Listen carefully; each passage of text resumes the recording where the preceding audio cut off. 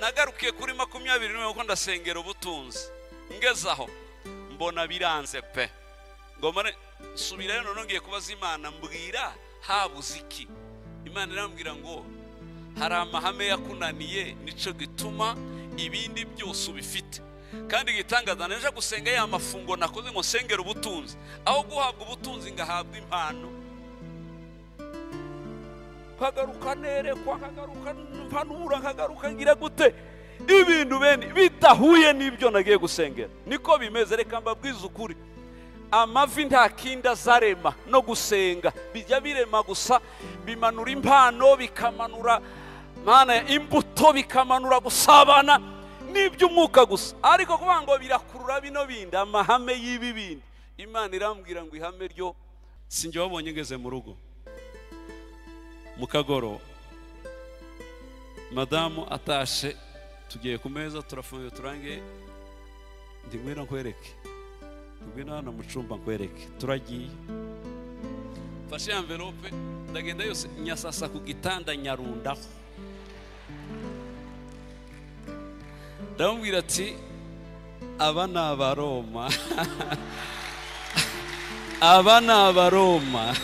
Yabaga uwa mbere mu ishuri ariko mukase amwakikaye ngo umwana waje kwigiramo umuswa wananiwe burundu amurusha imyaka nimba ari 5 babana mu ishuri. Amwakikaye yarayitwara ayitwaye agira ngo nukuja nyine ngo kwandika ibyo atanditse naho yahise ayijyana mu bapfumu. Noneho bafata ngo ubwenge bwuriya babwimurira muri cya gifuce bafata ubwurya we babwimurira muri wa wundi. Banga ryo gusenga usaba mwuka wera. Mwuka wera ni imbaraga zikontorora izindi imbaraga, ni imbaraga zisenye zari imbaraga zose zaba iz'abapfumu zaba n'iz'ibihe. Umuntu wasenza kuzura umwuka wera agomba kugaruza ibintu byanga byakunda uko byagenda kose tibizahera mu izina rya Yesu. Umwuka mubi wateje ubukene, umwuka mubi imbaraga z'umwijima zafashe ekonomi. Bamwe bagiye mu buretwa no kuboha kwiwabo, ibyari mu bisekuruza biracamuriho. Reka bohoke mu izina rya Yesu. Zaburi ya mbere. Abagira umwuka nk'uwa Samusoni abo turabagira mu nsengero. Harabagira umwuka nk'uwa Samusoni yarawugiraga akagurumira. Samusoni avuye mu materaniro ingunzu zose ari buhure nazo imbwebwe zose arazifata.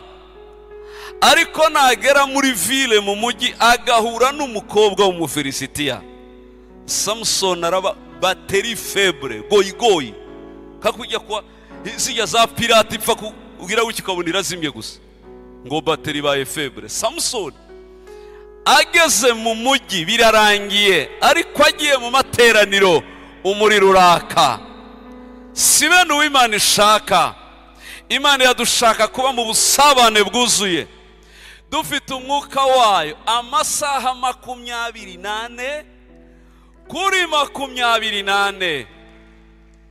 Hara benshi rero bakizwa harabibaza ngo iyo baryamye ngo baba bawuvuyemo bawutaye. No, abawugira ibihe byose. Ndaryama ngasinzira haryama umubiri. Ngewe umubiri ni usinzira ariko ngewe umwuka ntabwo asinzira ari maso. Turaryama ukarota muri mu gitaramo mukanezerwa ukavuga ku ndimi cyange ukagera ku rwego usanga uri kurira kandi usinziriye. Ntawe birabaho ibyo. None se uribaza kandi wabyuka ugasanga warize. Uribaza ko uriya muntu yararyamye cyangwa yari yibereye mu yindi si gitaramo. Haryama ngewe umubiri ariko ngewe umwuka ari connecte ibihe byose muri Yesu mu Mana. Kuboha mu mutima bizana no gucumbikira ibyaha bihoraho. Iyo umuntu akunze kuba afite ibyaha yananiwe kurekura bene ibyo, bituma bimukururira kubohwa ko mu mutima, ubusabane bukabura, ijwi rya Mwuka Wera ntaba akiryumva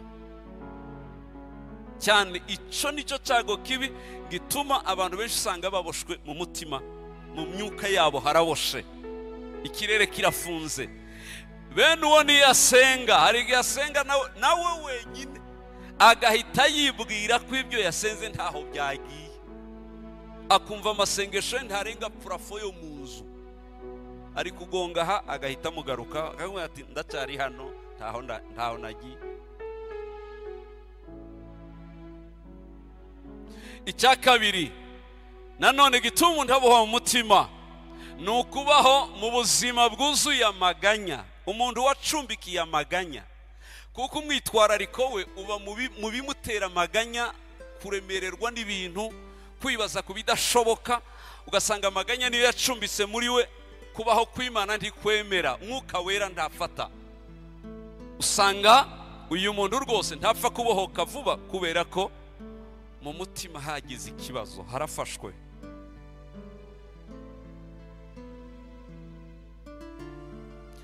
Ndabifuriza abari aha mwese mu izina rya Yesu. Iyo ubutumwa buvugwa ndabizi haba hari igice cy'abantu benshi uri kuganira nabo, umuntu wese yireturuva ahandi ari, mu izina rya Yesu. Periganza ukwegereye ngo senya ibyo byombi mvuze, senya byose bikuveho, wuzure Umwuka Wera, usenya ibyaha, usenya amaganya, ubikuremo burundu, ahasigaye urebe ingene kubaho kw'Imana kuba kuzuye muri wowe. Uzajya wumva Imana uryamye, uyumva ugenda, uyumva igihe cyose. Benshi Paulo yarabyanditse ngo Imana y'iyi si ngo yabahumye imitima yabo, ngo kugira ngo batamurikirwa n'umuco w'agakiza. Imana y'iyi si hari uburyo ifata umuntu w'imbere ikamuzirika kugira ngo atazabohoka mu mutima, ngo Imana iganze, Imana ize yicare, Kristo ature muri wowe, Mwuka Wera. Ubundi iyi mibiri yacu, Bibiliya bivuga ko ari ingoro y'Imana, ari ingoro ya Mwuka Wera, cyangwa se ari inzu y'Imana ibamo. Nta muzi mu Bakorinto ngo mbese ntimuzi yuko imibiri yanyu ari insengero z'Imana ihoraho?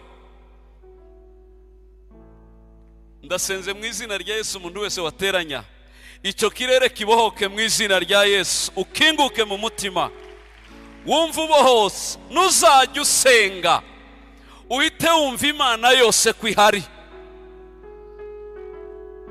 Hari abashakisha bigoranye, Imana yanjye mwene data yaranshimishije rwose, umudamu n'umugabo we nagiye gusengana nabo, ngamara umugarambe atari ko ndabanza kubaze ati imisengere yacu hano mu rugo dufite ikibazo.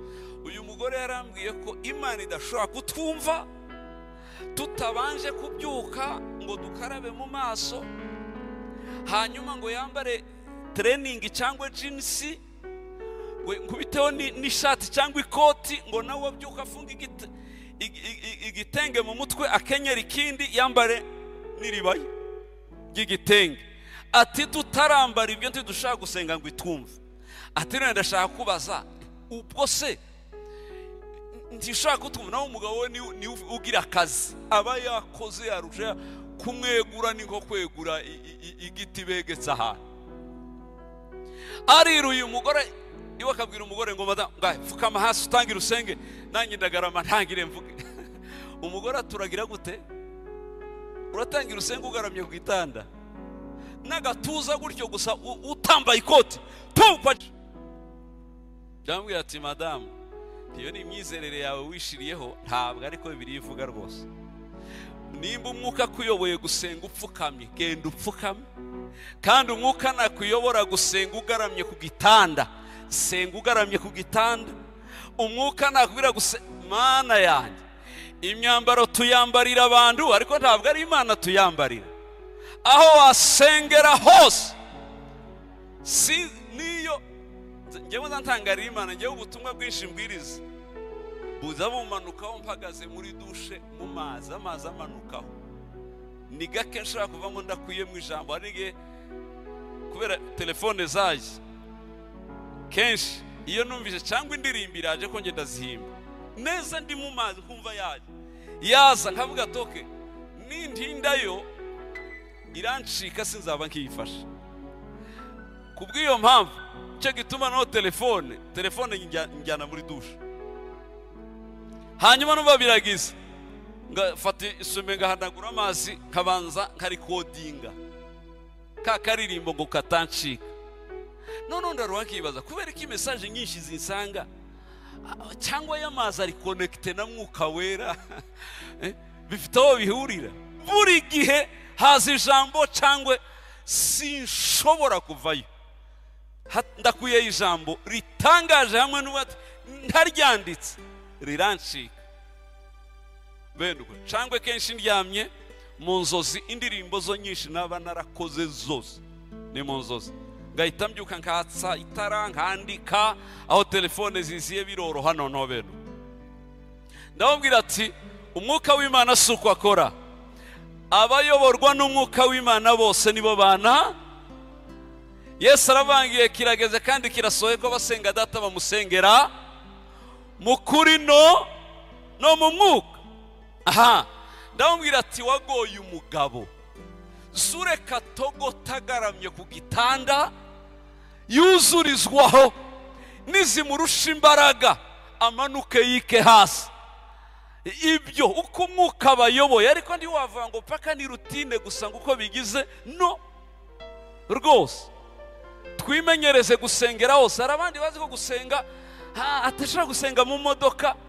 Imodoka yawe igomba kuba urusengero mu izina rya Yesu, ugasengera mukavugana n'Imana ibintu bigakomera ahantu hose. Ndasenga Imana ngo ababoshwe mu mitima ibabohore, babashe kumva Mwuka Wera ingene akorana nabo mu buryo bwiza. Munyemerere tuvuge haleluya.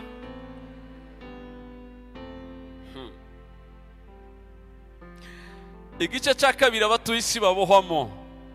Iyo mu mwuka Satani abonye ko wabohotse, hari abantu benshi usanga ahita usanga yarababoshe mu mubiri imibiri yabo ugasanga yarayiboshe. Niba uzasanga twe tubibamwe imyaka myinshi cyane dusengera abantu yuzuye Umwuka Wera avuga ku ndimi rwose Mwuka aramugenderera, ariko umubiri waraziritswe urimo imyuka yaratezwe. Bamwe afite atake zidasobanutse, aterwa ibintu bidasobanutse, arwara ibintu yaje mu bitaro bakabibura, arimo ibintu bimugendamo akibaza byagenze gute, ko kishijwe ko mfite Yesu bigenda gute. Ako ni akazone katarabohorwa. Iyo bimeze uko ukeneye gufata umubiri wawe ugakorerwa deliverance ukabohoka, n'ukwisengera nuko bagusengera. Icya kabiri ni ukuwufata ukawegurira Kristo, ukavuga ati naguhaye umutima ariko ubu noneho nguhaye n'umubiri wanjye nawo. Aho kubanga imyuka ari yukontorora, wowe Kristo wufate ari we uwuyobora. Niyo uzasanga benshi imibiri boshwe by'ukuri afite ibintu bidasobanutse, bikagera no ku rwego usanga anagiramo inzozi nazo zitoroshe, arota inzozi ziterabwoba zimutegu. Ubundi inzozi ni iki? Inzozi ziri mu bice ngira ngo nka bitatu. Inzozi nyinshi hari abagira inzozi z'Umwuka Wera, Imana iganira n'abantu ngo bashizwe ku mariri yabo. Inzozi z'umwuka, igice cya kabiri cy'inzozi, inzozi z'umuruho, umuntu wese warushe cyane cyangwa umuntu waryamye haze cyane. Ntugategereze kurota neza waryamye uhaze cyane wapakiye.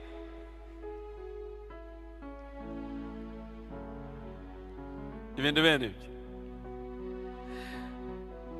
Iza kabiri benshi barotana inzozi z'umuruho. Izo cyane zikunda kutagira umutwe waho zitangirira ngo zigire naho zisoreza, zikagucangacanga ariko ubona ni ibintu biraho, donc byuzuye umuruho. Hakaba inzozi za gatatu z'ubusatani. Satani akorera mu nzozi cyane kugira ngo aguha amakuru, kuko niyo Imana ikurotesha mu nzozi iba ishaka kuguha amakuru. Aya makuru kugira ngo agutere swate kwizera no gutegereza ibyo wabwiwe. Satani nayo benshi iterera mu nzozi kugira ngo iguha amakuru akujyanisha kugera ku rwego uzisanga warahahamutse, uhahamuwe n'inzozi zikuremera iki. Nta yindi impamvu y'inzozi ni imwe, akoresha inzozi ngo abone inzira yo kwataka. Inzozi nizo zikingurira ubwoba mu muntu. Benshi ararota akabyuka ajuguma, cyangwa bwacu yirirwa zitekereje akirirwa nabi umunsi wose. Kubera iki? Noneho ibintu narose, ibintu bene ibyo ugasanga arashaka kuguha amakuru mabi kugira ngo ayo makuru mabi atsimbura amakuru meza wari ufite wahawe na Kristo cyangwa y'ibyiringiro wagiraga. Agutesha umurongo, ya makuru akuremera ubwoba. Iyo ubwoba bwinjiye buhita bubyarira muri wowe, bukakubyarira bwihebe. Bwihebe igahita ikubyarira amaganya, amaganya agahita kuremera. Ugasanga abantu benshi bageze ku rwego bagira ibikomere. Ibyo bihita byirukana bwoba, yirukana kwizera, bwihebe ikirukana ibyishimo, amaganya akirukana amahoro, ibikomere bikirukana ibyiringiro. Umuntu agasigara abayeho nk'igiti gihagaze, tazi ngo ndava he, tazi ngo ndajya he. Izi nzozi nyinshi cyane akoresha Satani cyane zikora ku bantu bakiboshwe mu mubiri. Hari ibintu bitagenda muri we. Okay, yumva kwinjira gutera umubiri atake ntibikunze, agahita akoresha inzozi kugira ngo inzozi kingurire ibyo yashakaga kugeraho. Kunda kubwira abandiki, igihe cyose uzarota, warota ukumva wagize ubwoba bwinshi, ntugahita usenga ucuzuye bwa bwoba. Ariya masengesho rwose ntacyo yakumarira, kuko uri muri leta itari nziza na gato. Uracari mwihahamuka, n'ibyo usenga byose biraba ari ibintu rwose bidafite kuyoborwa n'umwuka. Ahubwo iyo bimeze gutya, wabyuka ugasoma ijambo ry'Imana, wamara kumva ijambo ry'Imana riraguhembuye, ubwoba burashize, aho hita uhaguruka utangira usenge ushingiye ku ijambo ry'Imana, nuko ubwoba bwakuvuyemo. Gute? Nuko ujya gushaka ijambo ryose ryakumara ubwoba, hanyuma ukabona gusenga. Ariko benshi bakunda gusenga iyo bikanze, cyangwa yarose utuntu agahita abyuka agatangiriraho, rwose nta mwuka uhari, yahahamutse, ntazi ngo biragenda gute, agapfa gusenga gusa.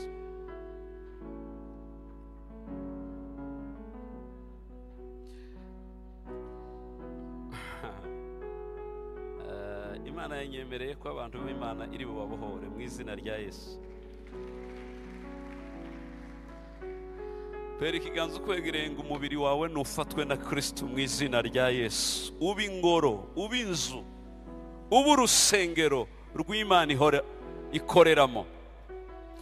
Abagiterwa n'ibyo byose, iminsi 3 ya hano turabisenya mu izina rya Yesu wazutse.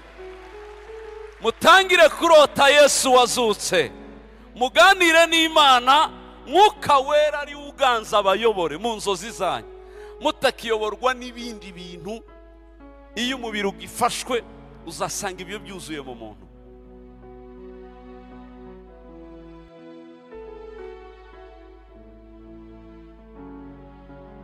Aha gatatu,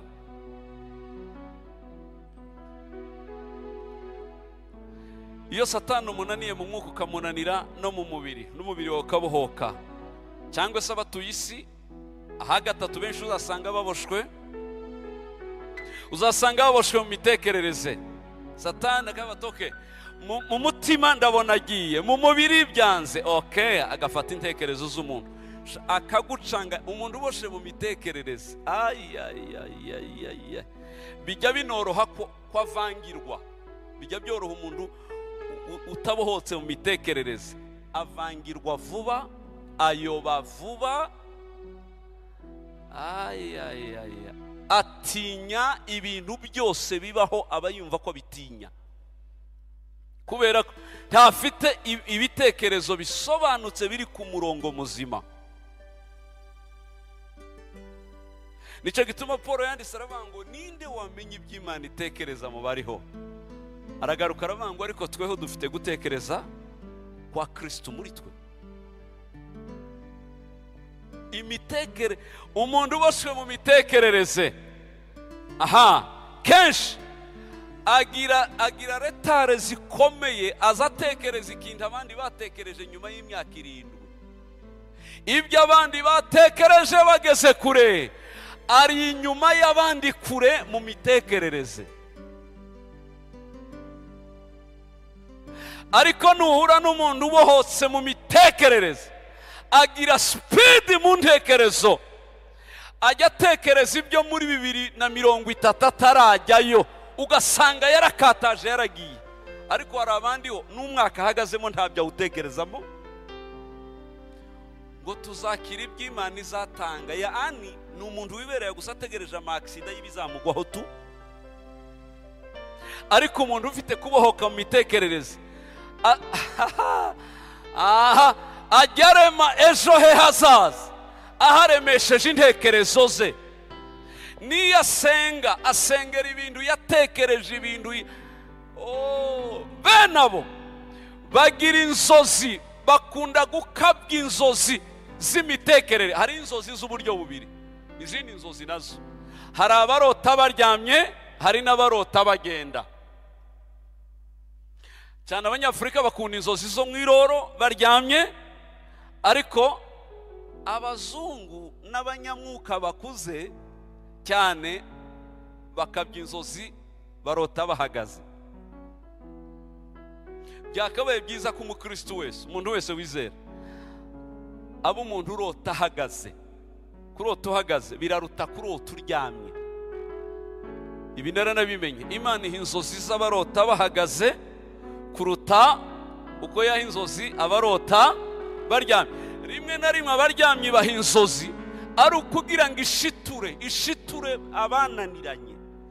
Nta mayerekwa bagira, ntibazi kurema ejo hazaza. Yabona ko bananiranye, ikazibasukira uduce tw'inzozi ngo babone aho bahera gutekereza. Nanone bamwe agahita kwamira hakabirekera aho ngaho. Umuntu ubohotse mu mitekerereze arahagarara akarota ibizaza, kandi abo ni bazima, ni bazima rwose. Kubaho mu mitekerereze bikugira muto paraporo y'uko wari kubungana.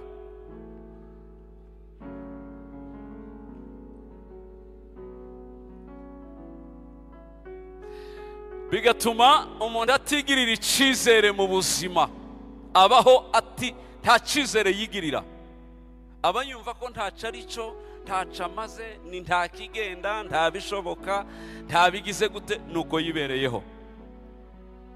Kubera ko imitekerereze yagize ikibazo, ntabwo afite imitekerereze ibohotse isobanutse. Ariko abayifite, mana yanjye, nigeze kubivugaho. Uzi ko Imana izisohoza iby'umuntu yivuzeho akoresheje gutekereza kwe, Imana ikabisohoza bingana n'uko igisohoza ibyo yakuvuzeho yo. Niko bimeze.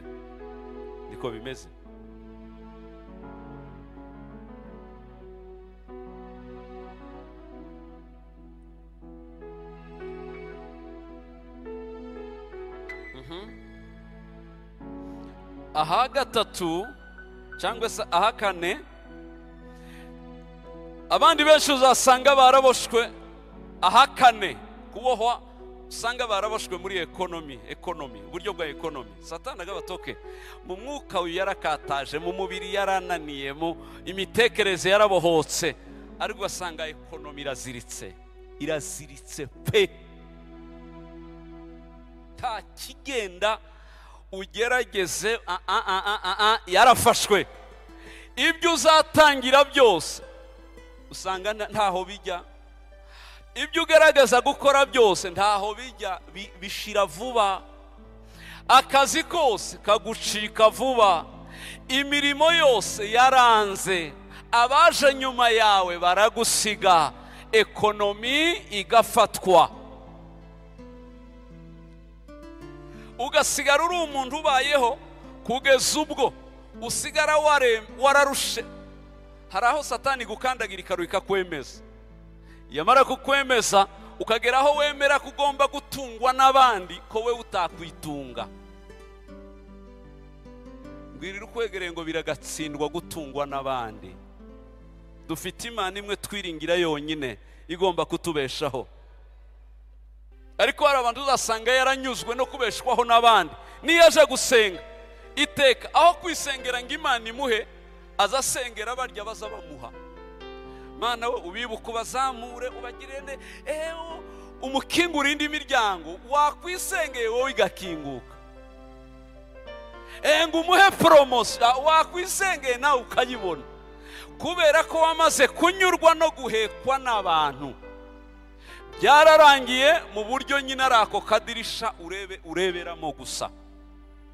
Ariko umuntu wese wizera, Dawudi yarabyanditse aravuga ngo bamwe biringira amagare, abandi bakiringira, twebwe uko byamera kose tuziringira izina ry'Uwiteka Imana yacu. Nubwo waba uri hasi, ntukemere ko uri hasi. Dore ibiza biheza abantu hasi. Icyambere, haba nubwo wakwizera Imana bingana gute, igihe utaragaruka ngo uje kuri level ya kabiri ngo nawe wigirire icizere, habe n'Imana ntacyo yagukoresha. Uyizere, ariko nurangiza nawe ugire gute? Eliya aje kumanura umuriro, yaravuze ngo bimenyekane ko ari wowe Mana, ngo ariko nanje bamenye ko. Arayizera, ariko nawe ariyizera. Igihe cyose uyizera ariko wowe nta Mana yakorana, irakwemera ite nawe ubwawe utajya wiyemera? Byakabiri hari n'abantu usanga bagira amaganya menshi no kumererwa nabi, ngo simba ngo abantu ngo baza bansuzugura, ngo abantu ngo ntibajya banyubaha. Kubahwa n'abantu bikurikira urwego rw'uko wiyubashe wowe, ariko ndushaka kutiyubaha ngo numara ube ngo abantu bazakwiye nawe warinaniwe.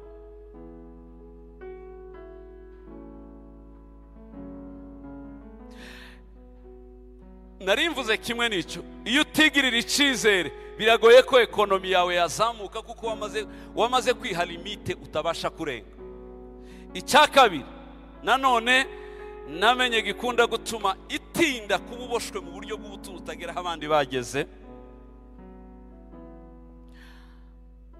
ni ukutamenya guhagarara mu mahame kuko Imana ibisaba. Byinshi mbwiriza, hari ibyo ngenda ari ubuhamya bwanjye ariko nkabigira inyigisho rwose, ugasanga amahame y'icyo Imana ivuga ntabwo uyemera, cyangwa se n'ubwo uyemera ariko ntuyapuratika ntuyagenderaho. Yewe nabaye umukozi w'Imana, ubwo buhamya narabuvuze, umunyamasengesho ku rwego rukomeye, nkayobora abanyamasengesho, nkayobora abanyamasengesho mu karere kose, bintu bikomeye we. Ahantu hose numva harabohotse, ariko ekonomi irafatwa ku buryo nazaga nkavuga ati ariko uzi none ko ubutunzi buza busigara bumenya aho ngeze kugira ngo buhahunge. Uzi ko busigaye bumpunga bubona aho ngiye bene uko. Narangiza nkajya mu masengesho ngakubita yitatu ngo mbusengere, navayo bukazamura volume kurusha uko bwari bumeze.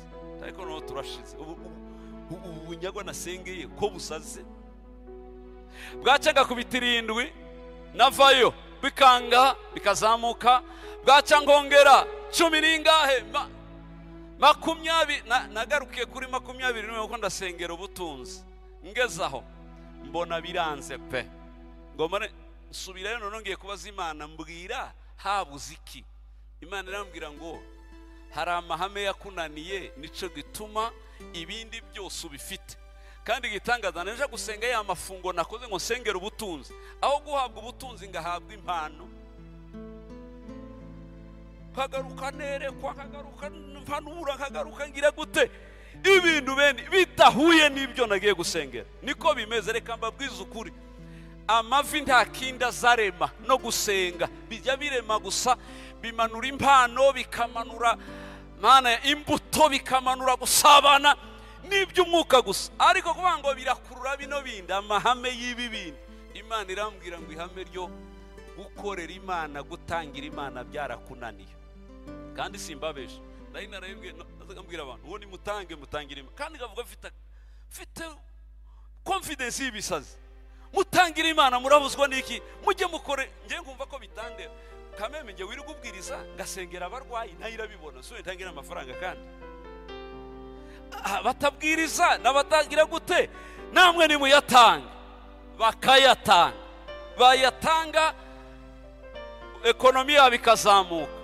Ndibuka umugabo umwe aho nagiriye uburakari none njya kongugiye kubaza Imana nasengeye byanze mubwira amahame mubwira ijambo ry'Imana ndamusengera agatanga agasenga arazamuka aja gucuruza araruha agiye Dubai avuyeyo agiye mu Bushinwa agarutse ati ibimodoka byanje biri mu irasengera none ngo tuye guhura nyuma y'umwaka arambwira ngo ubu ngeze kuri 700,000 atubunda kujyanye kuri nari Bujumbura kujyanye kuri Tanganyika kugira ngo kuri Saga Plage aho abakire bazabarira biyakirira kugira ngo kubwira iby'Imana yakose hanyuma dusangire nk'abakire nyine.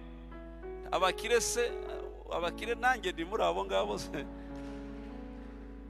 tinjyana gusa ndira abakire barira, ariko turagenda ngo dushitse niwe bwa mbere nawo Nyandaro bango hano twageze saa 2 ngo nukwiserva kugeza saa 5 tugenda agatora duke tukagaruka gutoye bike ngo yango tora bike ngo turasubirayo nawe turaguma tugende tugaruka ti kugeza saa 5 timirire ngewe ntayo narimenyereye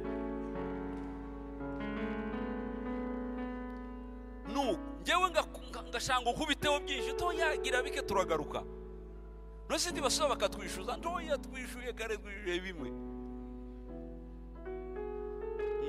tingaye turye twarariye twagiraga duto turangije ambwira uburyo Imana yamugiriye neza, uburyo namusengeye arazamuka ndamusengera arongera arazamuka buri gihe yarazaga mu office arazamuka ambwira ngo ageze ku 700,000 nabuze aho ndeba umuntu umwe yobika 700,000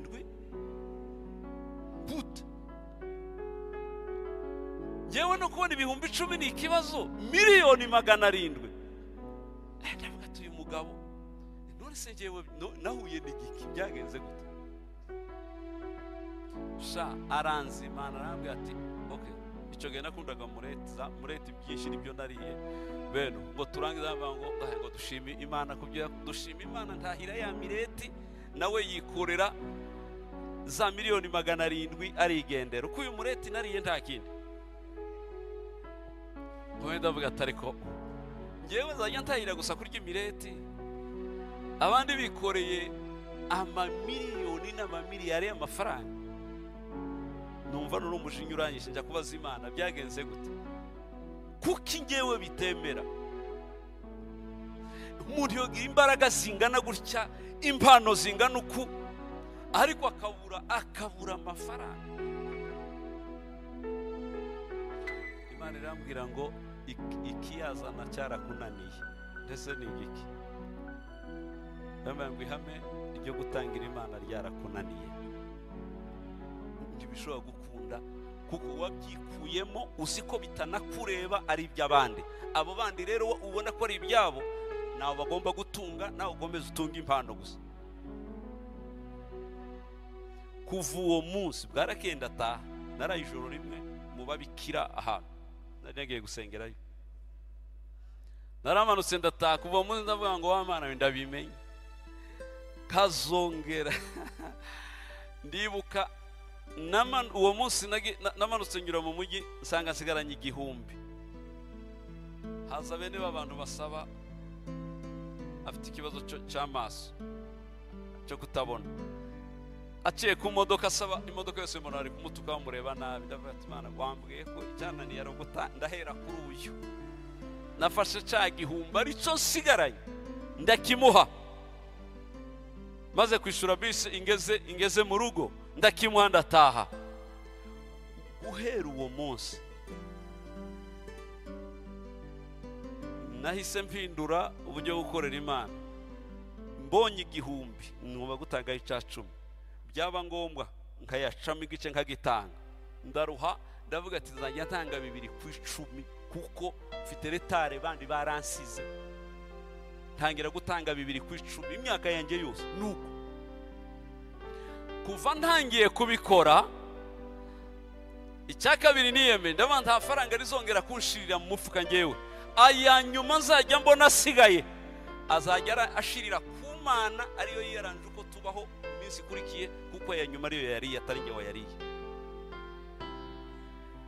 Nuko hasigaye 5 gusa nta yandi cyangwa 2 ngahita mbitanga, narangiza nkayibwira toke aya nyuma ni wewe yariye wiyaranje bigiye gukurikira. Stress nagiraga mu rugo iteye ubwoba, kuva icyo gihe ndiyongeye nayatanga yarasigaye. Bwaca nkabona yandi arabonetse, ukwe iminsi yose isigaye y'ukwezi nkabona Imana iraje iratwikiriye. Ariko panike nagiraga yari ishaka kunsaza. Beno icya kabiri, hari nanone imyizerere cyangwa se ishurirwa. Icya gatatu kiye gituma by'ukuri ekonomi ifunguka ni ukugira ishurirwa. Niryo naryo nirindi, iyo ishuriwe ko gutangira Imana ukabigira intego ihame, ibyo birabohora. Icya kabiri, irindi ishurirwa nagize nabwo ni ubuhamya narabuvuze. Umunsi umwe nicaye mu ofisi soma Bibiliya gusa, ndavuga ati uyu munsi ndifungira nasoma ibyanditswe nindangiza nsenge, umunsi utari wo kwakira abantu. Soma igitabo cy'Abaroma cyose, narabibabwiye ngo ngere ku 8:30, Abaroma 30 nimba ari na 2 ngongeraho. Numva ko umutima wanje usa naho ukingutse, nakira guhishurirwa Yesu ukundi ntigeze mu hishurirwa. None ndasoma musome numva haravuze ngo itimanye umwana wayo ikamutanga ku bwacu twese, izabura ite kumuduhana n'ibindi byose. Ndasubiramo itimanye umwana wa. Nabisomye 3, bisomye ndavuga ataha none yampa Yesu ngo mare nkompara Yesu n'amafaranga, nkompara Yesu n'amazu, sanga Kristo arabiruta.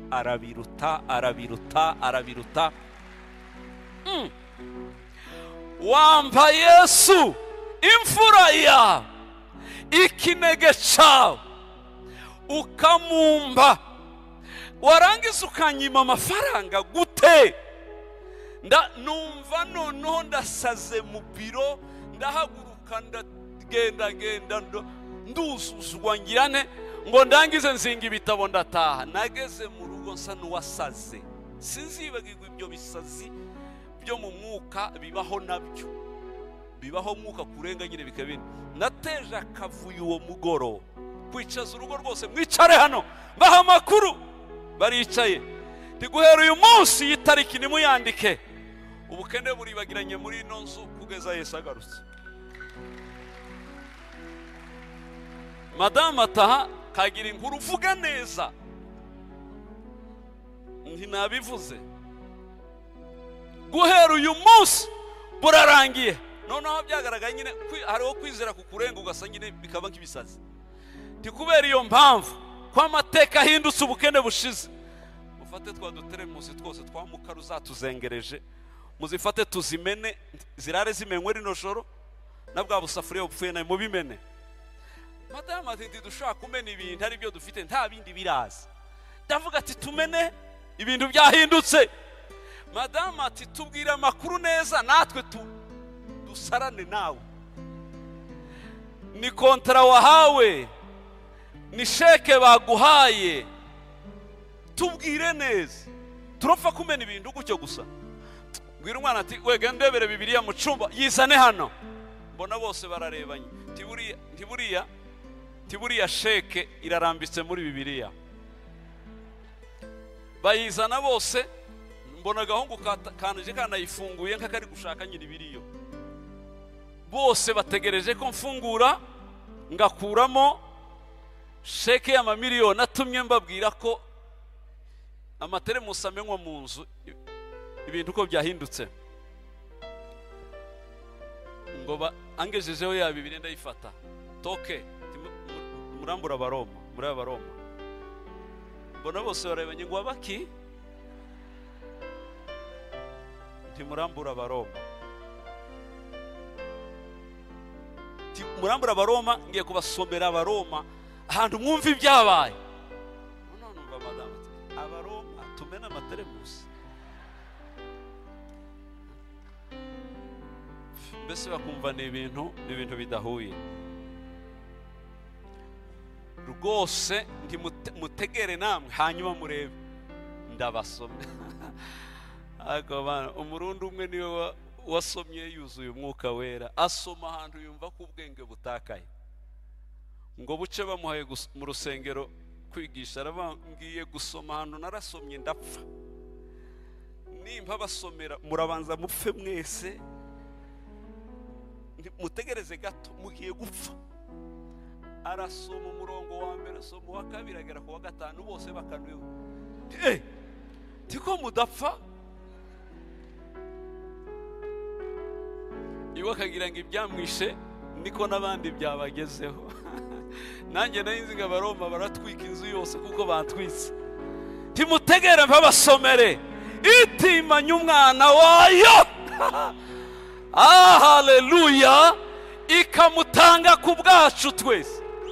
Izaburite kumuduhana n'ibindi byose. Pita numva ko Kristo yabaye garanti y'ibintu byose nkeneye mu isi. None simbyumve ni gute natunga Yesu ututundi tukabura gute se? Ndababwira mukazobona kubona njyewe nongeye gusoma mu karu muri inzu muzabimbaza n'Imana izabimpore sinzongera. Abandi ati Madame Toke ngo ndangize none agahungu kera kaba kagiye, genda muzane ibyo njye kumara gusoma mwazanye ibyo izo tuzimene teremusi tuzimene.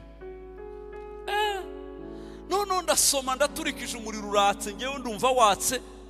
Madame ateko none se Abaroma aho ntidusanzwe tuhasoma. Tumene ejo nitumara turateka muki memene vuba.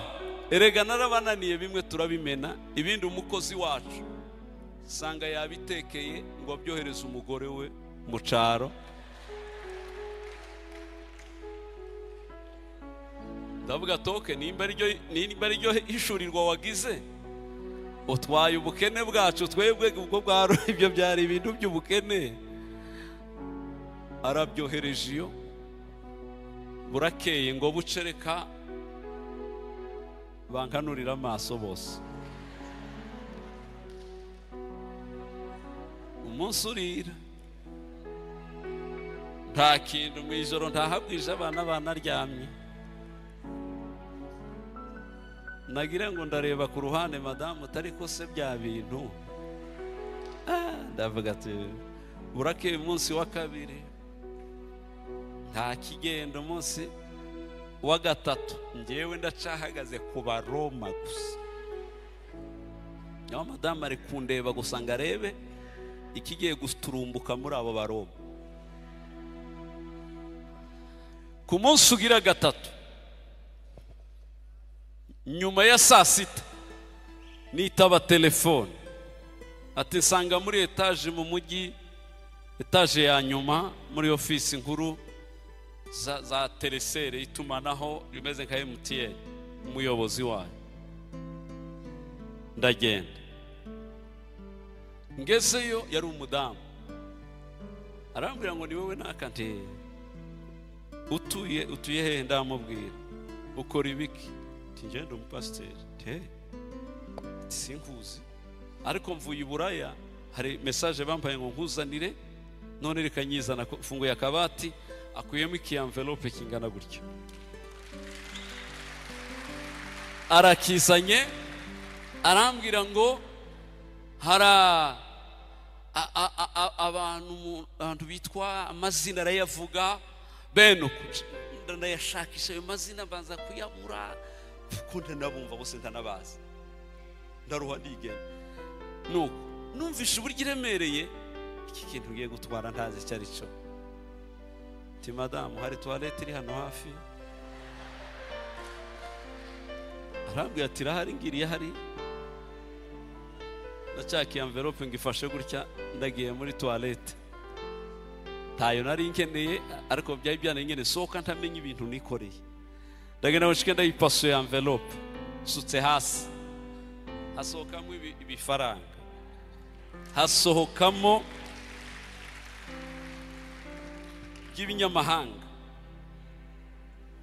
y'amanyaburaya. Nibwo bwa mbere mu maso yanjye kuyabona kuva mbayeho. Kubona amayero naho nari nyaboneye. Tariki ibi nubwo ntabimenye, ibi ni ibifaranga frame, nubwo ntamenye ibyo ari byo, ariko aya niyo. Ndasandegeranya neza, nshyize muri envelope, ndayagabura mwinyashira handi, nyashira aha mu ikoti, ndamusezeye. Turakoze Imana bwo mugisha, ndagiye. Sinakubwiye, namenye impamvu abakire bagira stress nyinshi.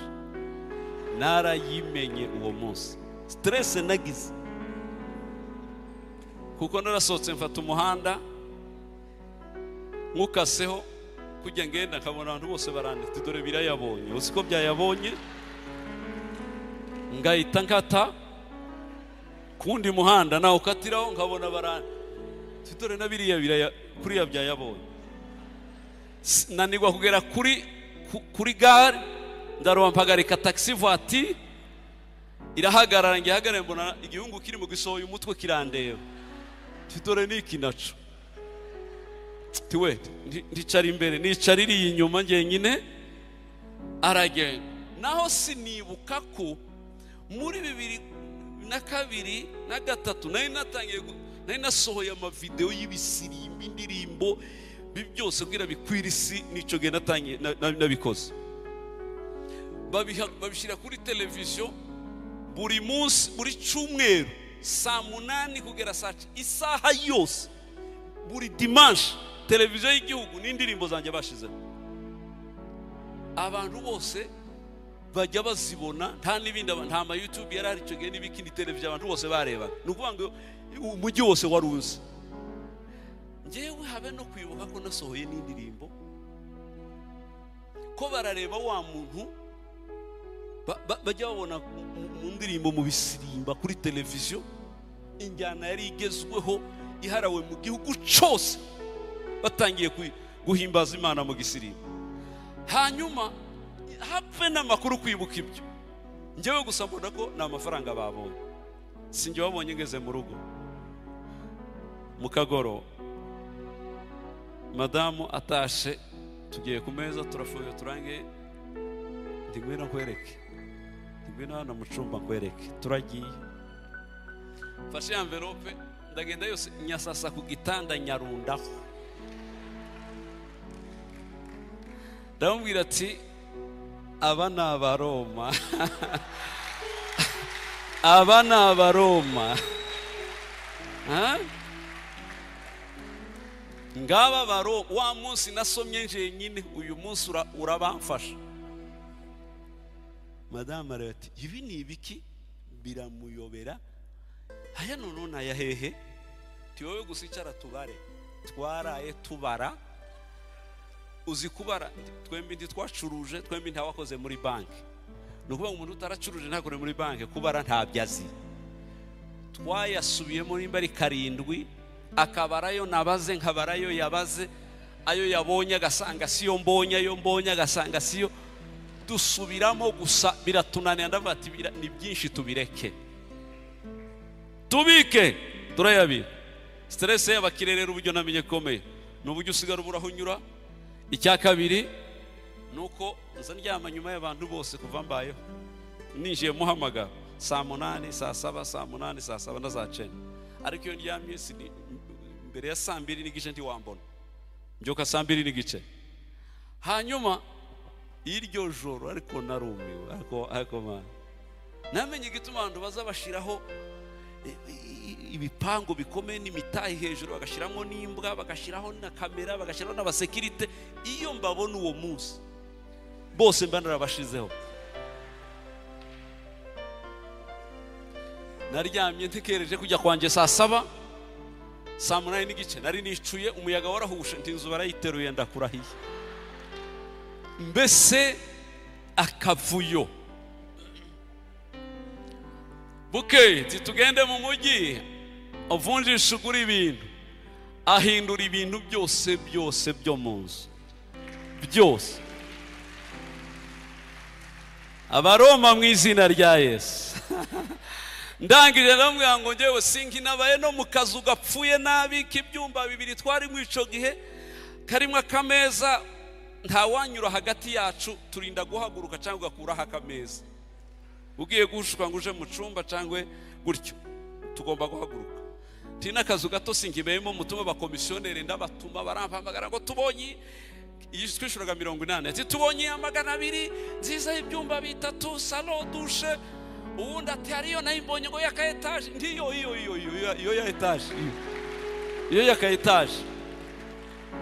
Madama uramenye tuva mu byumba 2, uwanzi ya 100 ngahe, ifite n'amadushe n'amatoilette mu nzu, ngo ibiki ngewe ni etage. Hari ico namenye rwose, iyamvaye Yesu tishobora kugira ici nyima, ntibishoboka. Ngifite Kristo taco ntashobora. Ndamunanira kugeza ubwo tujya gufata ya etage ya 400 400 tuvuye kuri 80. Abadiyakoni bavuze induru, uyu mujyi wose urakuzi, urashaka kuduteza ibinyamakuru, wakoroganye n'abantu n'amazu ya biki na biki. Ntoya mwebwe nk'abadiyakoni n'ubundi mwishuraga 80, nabyo bigoranye. Niyo twe tugitangira itoro nk'umwaka umwe 2 buryo. Genda mwishura yo mushoboye, yo mudashoboye muyareke. Ngewe nzaho bizava, kuko nzuwo nizeye uwo ari we.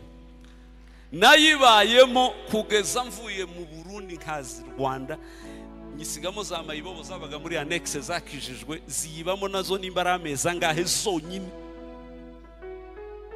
imyaka yose. Mpagaze kuki ihame ryo kumenya uwo ndiwe, namenya agaciro kuwo ndiwe muri Kristo. Menya ubwishi bw'imbaraga z'Imana twizera. Icya gatatu, menya ibanga ryo gutangira Imana. Kuva ibi bintu 3 bimbayeho, stress y'ubukene n'ibiki yahise hagarara mu izina rya Yesu. Pere kiganza kwegera umbwire ngo guhera uyu munsi ubukene n'umwaka wabyo bikwibagirwe mu izina rya Yesu. Ubeho utuje ngo ukorere Imana.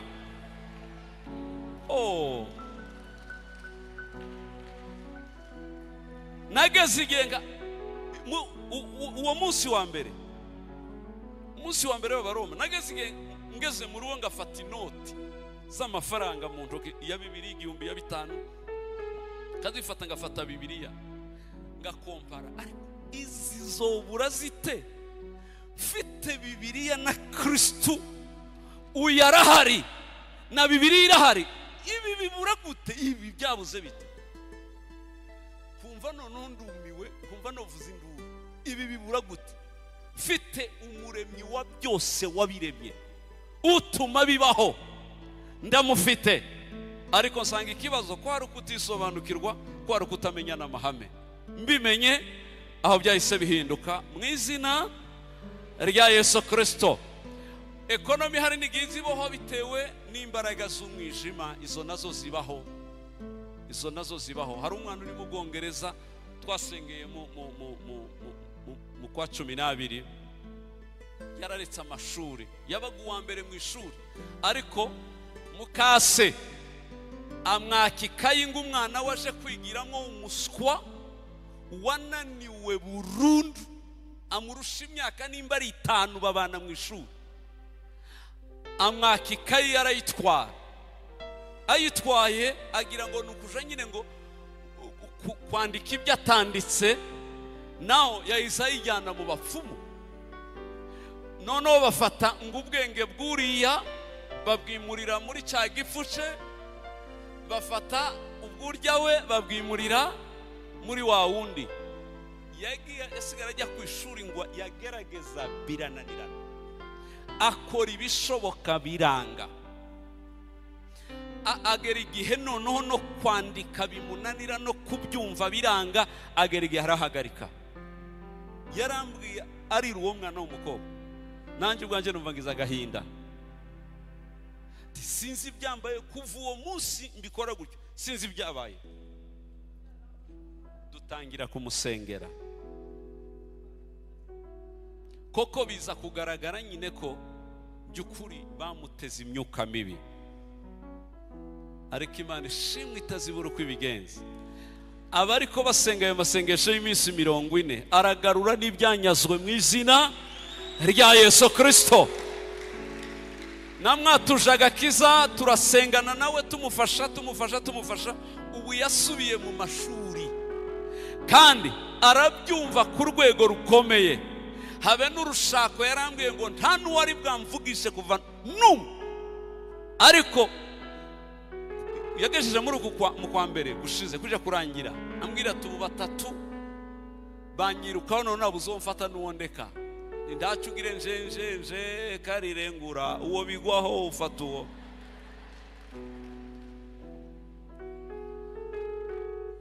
Byose biremera, ari kwiga, byari byarangiye adashoje. Ubu kariga ngasoze na mariage azahita yikora mu buryo butangaje. Icyaneje nuko namubwiye to Imana irabiguhishurira wowe. Yararyamye ararota, abona neza, abona ko bamwambura ibintu bye barabitwara, bene ukabona ko bamukorera, sinzi ibintu yambwiye yabonye bamukoreye. Ibyo nabyo byabayeho, ekonomi gafatwa ikazirikwa muri ubwo buryo. Iyo umuntu amenya agaciro kagakiza afite, akamenya agaciro ke muri Yesu, yarangiza akamenya ibanga ryo gusenga usaba mwuka wera. Mwuka wera ni imbaraga zikontorora izindi mbaraga, ni imbaraga zisenya izari imbaraga zose, zaba iz'abapfumu zaba n'iz'ibihe. Umuntu wasenza kuzura umwuka wera agomba kugaruza ibintu byanga byakunda uko byagenda kose, tibizahera mu izina rya Yesu. Muranyumva tuvuge haleluya.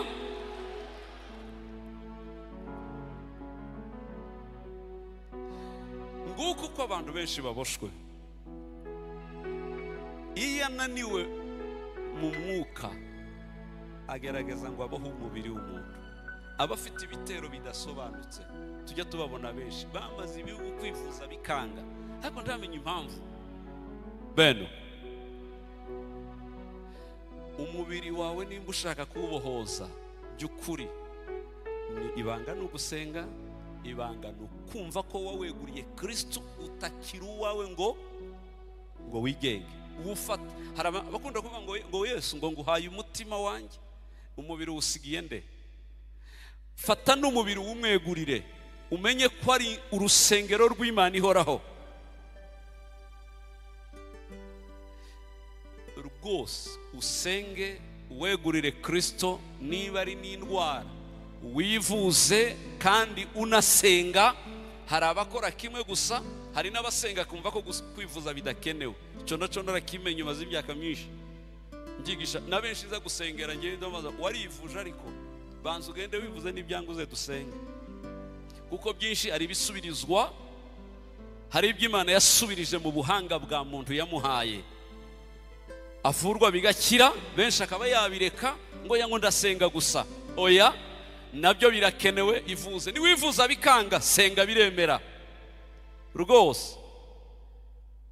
Ibyo nabyo ni icya gatatu ndakubwira abantu, ushaka umubiri ugira imbaraga no gusenga no kwivuza, unagerekeho na siporo. Mbwirira ukwegereye ngo uzuyikora siporo, uzuyikora.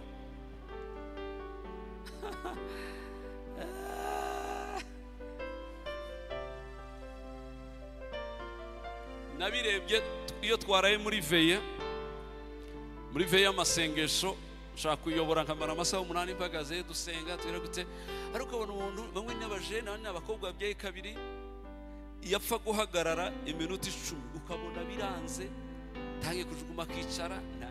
Hari abazembe hano birekuye rwose. Hari ibintu tureka nabyo ugasanga biragutera izindi ntege nke, bikunanire no gusenga. Umuntu ukora siporo gusenga biramworohera, umubiri we uba ari muzima. Ariko iyo wabiretse, hari n'igihe nabyo bikuzanira ibindi, nabyo ukaba wabyita byose ngo ni imyuka gusa. Ariko bimwe bifite n'uburangare bw'umuntu, byose tujye tubikora kugira ngo tube twuzuye hose. Muranyumva? Tuvuge haleluya. Nimuhaguruke dusengera ibyo mu izina rya Yesu.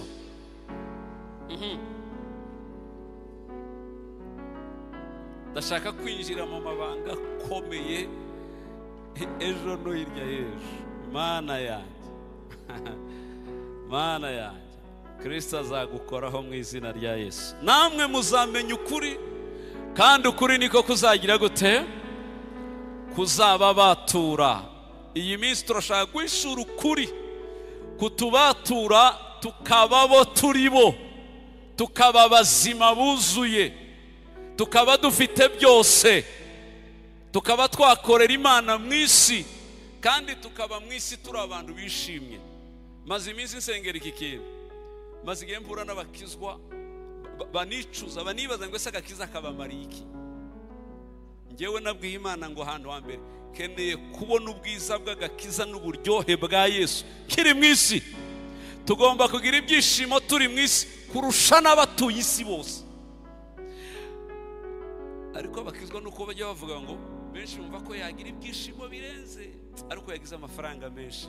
Sinkubesha, Kristo natakuryohera ngo aruta amafaranga, nunayagira ntaco bizakumarira.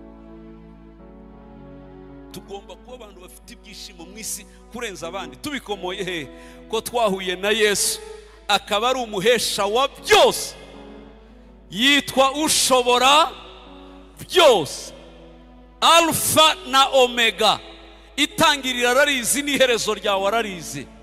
Aha hagati emera ugendane nawe amahamu yazi y'imyitwarire yo kwizera, urebe ibizakubaho.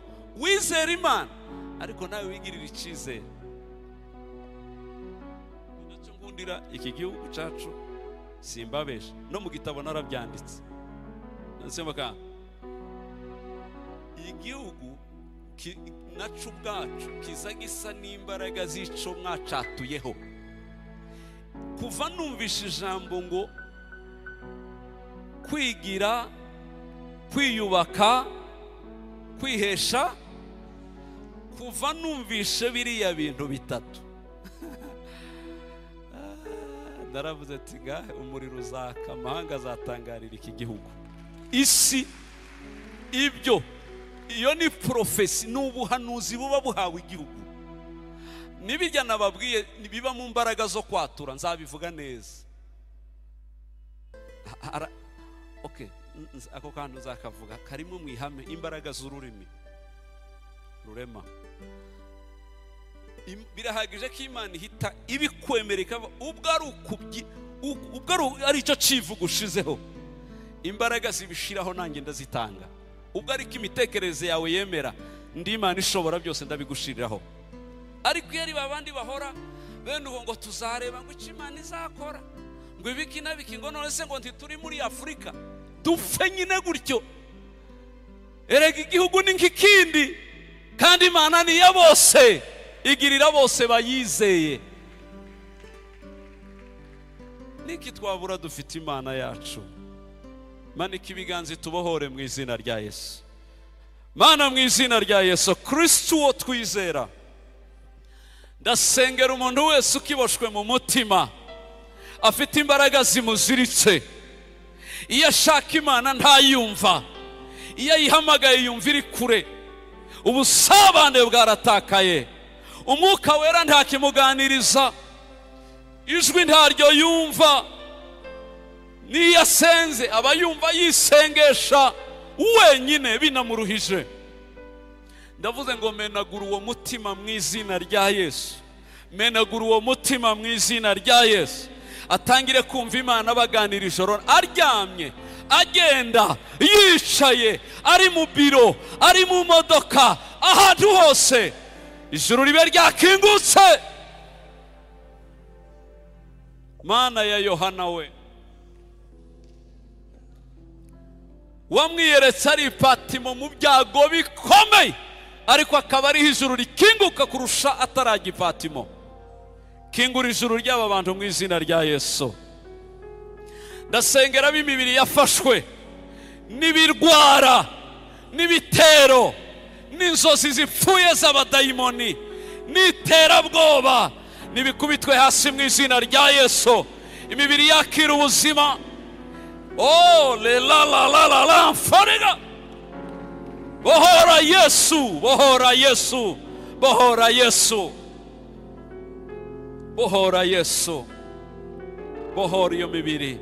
Erega ni ingoro yawe, erega iyi mibiri n'urusengero. Mana ariya maguru nayo urambirizamo, uriya mugongo nuhagarara ukazamura icyubahiro cy'Imana, iriya nda ni igicumbi cya Mwuka Wera, uriya mutwe naho amayerekwa akorera, aho amayerekwa akorera, imbaraga zimugendaho ziburirwa irengero muri iyi minsi 3 mu izina rya Yesu, ziburirwa irengero muri iyi minsi 3 mu izina rya Yesu. Lela forega rakaya, bamwe ibyishimo byarakamye kubera atake zabarenze, zihinduka ubusa mu izina rya Yesu. Iyi minsi 40 Mana yanjye isigizuye abantu, isigizuye abantu, isigizuye abantu. Oh Yesu we, ndabohoza imitekerereze, amaviziyo yarakamye, nta nzozi bakigira nzima, ibitekerezo byejejwe, ibitekerezo bireba kure, umuntu yigize muto yararangiye, nta viziyo y'ejo hazaza. Reka batangire kurota bahagaze, reka batangire kurota bahagaze, bagira amayerekwa kandi azasohore. Oh yes, oh yes, ibi bagendamo, ibi barimo nabo bazabibemo, bikore mu izina rya Yesu. Mana turambuye ibiganza ngo tugaruze ekonomi yacu, tugarurire ubutunzi ngo tuguheshe icubahiro. Mose yabwiye Farao ngo ntituzagusigira habe n'urwara rw'inka zacu rwakukiye muri Egiputa, tuzajyana ubutunzi bwacu bwose tuje gukorera Imana yacu.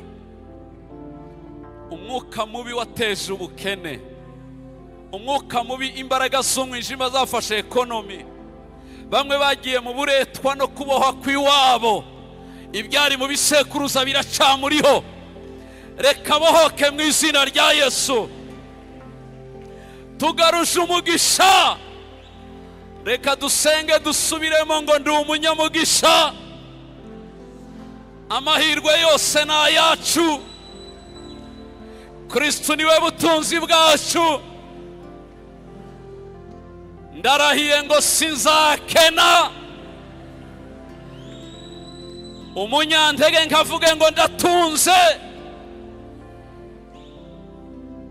impumyi ivuge ngo ndareba. Oh, turabatunzi Yesu we, tidushobora kwemera gukena, titwemera ko Egiputa yatunyaga ibyacu. Ijoro rimwe warabyambuye abanyegiputa ubisubiza abaheburayo, nanjye ndavuze ngo iyi minsi 3 uzure iby'abaheburayo byafashwe, uzure iby'abana b'Imana byanyazwe. Ibyo abandi bagezeho natwe twabigeraho, ibyo abandi batunze natwe twabitunga. Dufite Yesu biruta, twabura iki? Dufite nyirabyo. Yesu lelamfo lakaya. Ndavuze ngo urabiruta, urabaruta, uraruta hose. Kubiduha ni inyungu z'ubwami, kubiduha ni inyungu z'ubwami. Turabifashe mu izina rya Yesu. Ndavuze ngo Egiputa urabirekura, urabiruka, iby'abana b'Imana urabirekura. Igihe cyose uvuze wa Mana we, uba ugiye kurema amateka masha ku bantu bawe. Nimba ibi ari byo washimye ko tuganira, ari byo Umwuka avugana n'abantu, nuko ari operasiyo ushaka gukora mu bugingo bw'abantu benshi. Tugukomeye amashyi kubikoze kwa jina la Yesu. Zaburi ya mbere.